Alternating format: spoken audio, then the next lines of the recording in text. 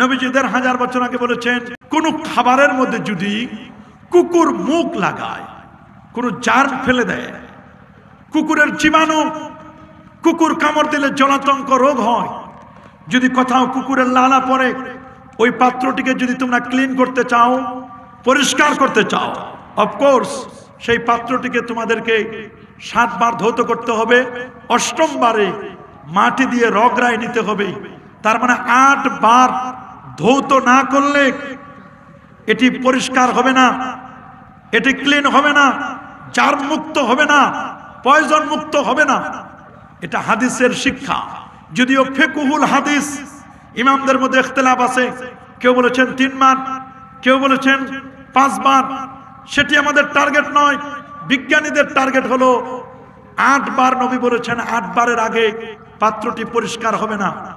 ওরা টার্গেট করলো আমরা যদি এই পাত্রটিকে একবারে যদি পরিষ্কার করতে পারি, ক্লিন করতে পারি, জীবাণুমুক্ত করতে পারি, তাহলে আমরা বলবো মুহাম্মদ তিনি জীবনে 7 বার মিথ্যা কথা বলেছে। নাউজুবিল্লাহ বলেন, আরো জোরে বলেন নাউজুবিল্লাহ। এদের টার্গেট হলো এটা। ওরা বললো আমরা যদি 2 বারে পারি, তাহলে আমরা বলবো মুহাম্মদ সাল্লাল্লাহু আলাইহি ওয়াসাল্লামের ব্যাপারে 6 বার তিনি মিথ্যা কথা বলেছেন।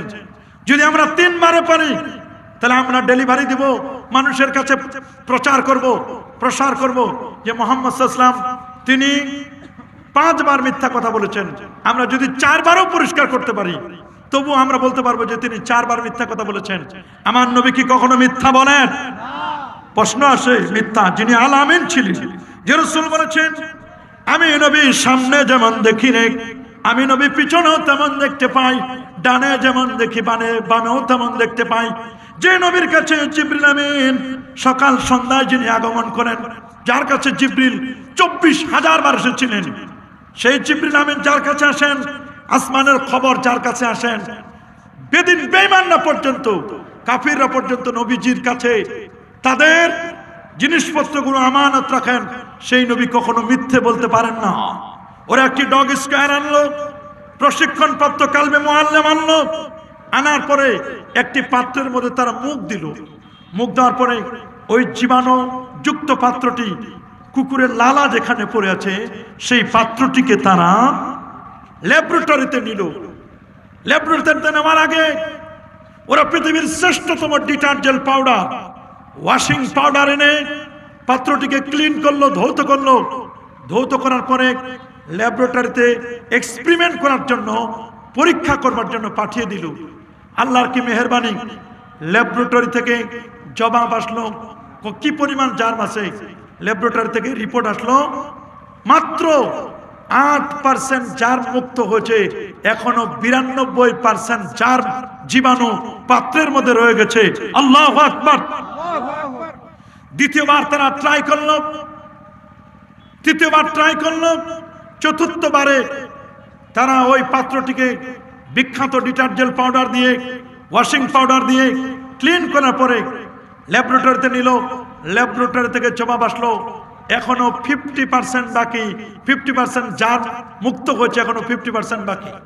ওরা চতুর্থবার, পঞ্চম, ষষ্ঠ, সপ্তমবার যখন ওই পাত্রটিকে পরিষ্কার করলো, সপ্তমবারের পরে ল্যাবরেটরি থেকে রিপোর্ট আসলো এখনো 99.99 মুক্ত হয়েছে, কিন্তু এখনো 0.1% এখনো বাকি।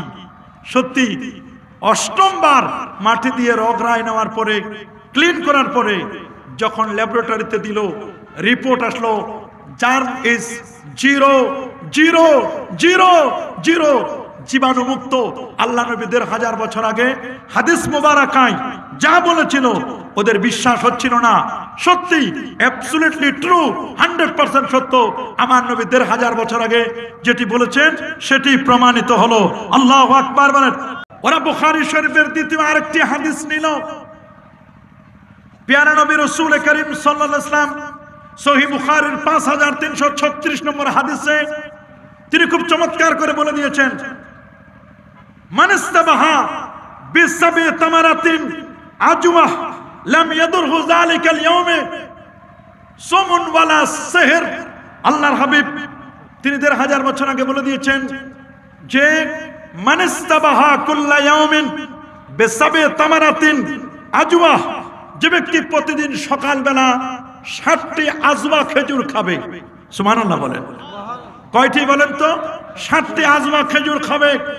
আল্লাহর হাবিব বলে দিয়েছেন স্পষ্ট করে, লাম ইয়াদুররাহু, তার কোনো ক্ষতি করতে পারবে না।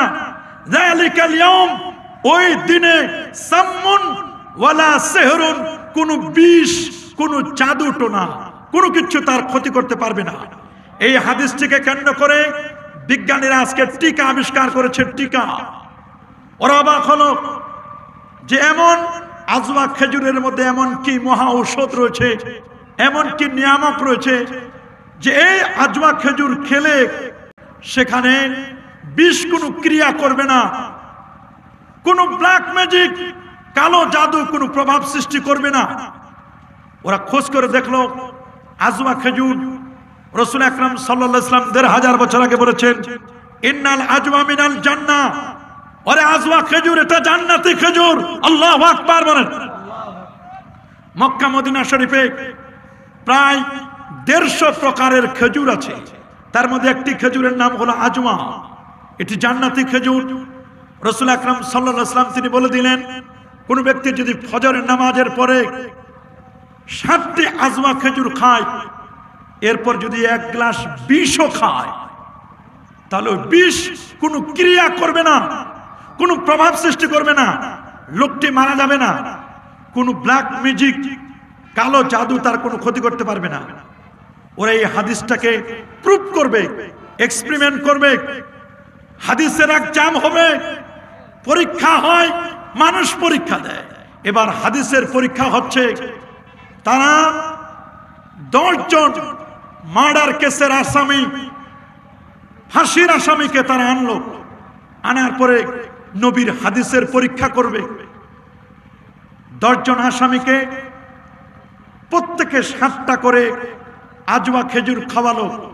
খাওয়ার পরে প্রত্যেকের হাতে 1 গ্লাস করে পয়জন বিষ দিল। ওদের টার্গেট হলো, যদি বিষ খেয়ে মারা যায় তাহলে বুঝবো মুহাম্মদ সাল্লাল্লাহু আলাইহি ওয়াসাল্লাম মিথ্যা বলেছে, নাউজুবিল্লাহ বলেন। আর যদি দেখি বিষ খেয়ে মারা যায় নাই, তাহলে বুঝবো মুহাম্মদ সাল্লাল্লাহু আলাইহি ওয়াসাল্লাম তিনি অ্যাবসলিউটলি ট্রু, 100% সত্য বলেছেন, কোনো মিথ্যের কোনো গুঞ্জাইশ নেই। 10 জন বড় বড়